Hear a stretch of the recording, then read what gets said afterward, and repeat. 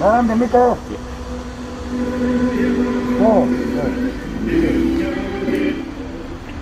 제가 오늘 이 자리에 나오게 된 건 세상 교회, 특히 대형 교회 목사님들의 교회 예배 사석권에 대한 이런 말도 안 되는 이 마음가짐에 대해서 규탄하기 위해서 나왔습니다.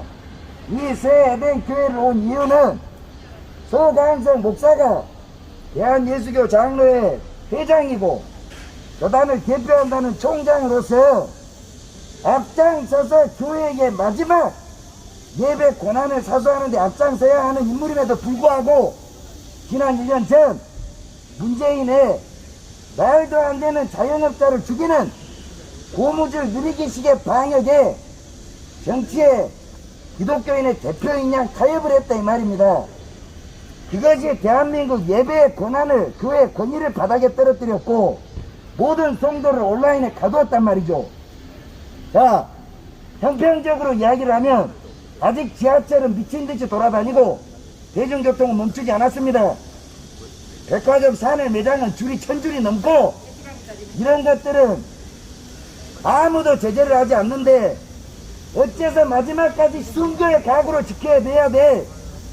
이런 교회 예배 권한을 장로회 회장이라는 자가 이 문재인에게 가서 무릎 꿇고 사인을 할 수 있냐 이거예요. 이제라도 늦지 않았으니 전 장로회 성도들을 데리고 강화문을 나가서 교회 예배 권한 사수를 위한 공기투쟁에 앞장서라 이겁니다. 본인 소속과 교회 좀 밝혀주세요. 저는 연세중앙교회 등록 교인이지만 이름이 어떻게 되죠? 안정권입니다. 예.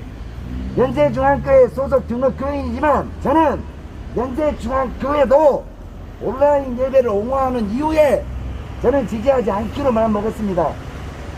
윤석천 목사님의 말씀은 은혜로우나 저는 교회의 권세를 유튜브 안에다 내몰고 있는 이런 세상의 목사들의 안일함에 대해서 하나님과 예수님을 경외하는 성도로서 분노를 금치 못하겠습니다. 마지막까지 지켜져야 될 것이 교회의 예배권입니다. 순교의 각오로 지켜져야 될 것이고 이것이 무슨 모범인이 이런 걸로 취한될 문제가 아니라는 것이죠. 세상에 버스가 멈추고 세상이 멈춰야 되는 타협할 수 없는 상황이 오지 않는 이상이에요. 모범적으로 교회 예배 미국에서는 위헌 판결이 났어요. 예배에 관해서는 모두 위헌 판결 났다고. 대한민국 종교 지도자들 누구도 위헌 소송하지 않습니다. 그저 문재인의 미친 자영업자를 죽이는 이런 K방역의 실적에 도움이라도 되냐 너무 쉽게 예배 권한들을 포기하고 있다는 거죠.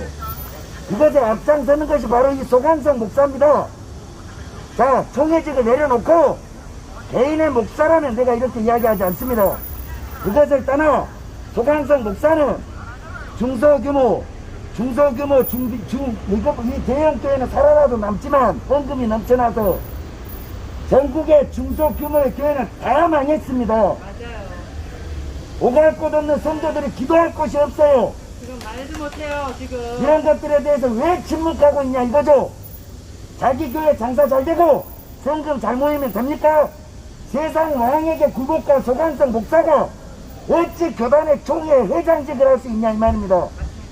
회개하고 그 죄를 씻기 위해서라도 지금이라도 교회 예배권을 위헌이라 판결하고 투쟁하는 데 있어서 앞장서고 나가서 무릎 꿇고 빌어야 하는데 이런 목소리를 내는 성도들을 방문을 틀어막고 철문을 걸어 잠그고 이것이 지금 세상 왕이나 하는 짓거리지 목회자가 하는 짓거리입니까? 도저히 용납할 수 없는 자세입니다.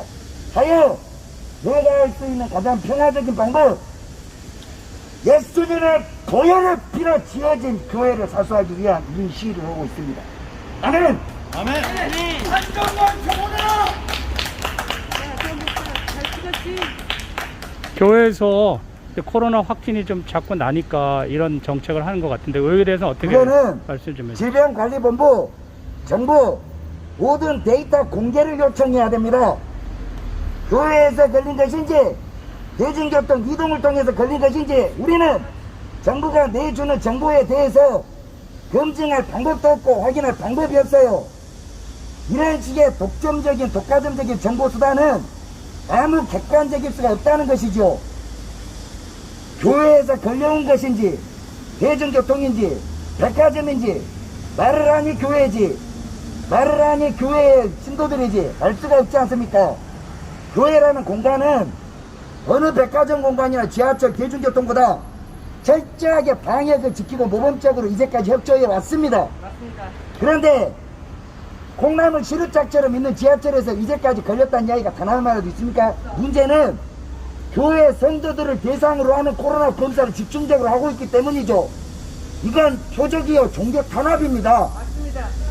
이 질병관리본부나 문재인 정부 방역 단체들의 객관적 지표와 행동 지침을 요구해야 합니다. 맞죠? 소강성 목사님한테 요구하는 건 어떤 게 있습니까? 직접 나서세요. 그리고 이런 투쟁을 하고 있는 중소규모의 목사님들의 어려움을 아시고 편애하지 마시고 이념단체라 극우단체라 편애하지 말라 이겁니다. 당연하지. 어디 세상 교회 목사가 좌파면은 신도가 되고 우파면 신도가 못 됩니까? 말이 돼. 이런 식의 성도들에게 말하는 것을 정치적인 목사로서 이런 짓거리를 하지 말라 이겁니다. 맞습니다.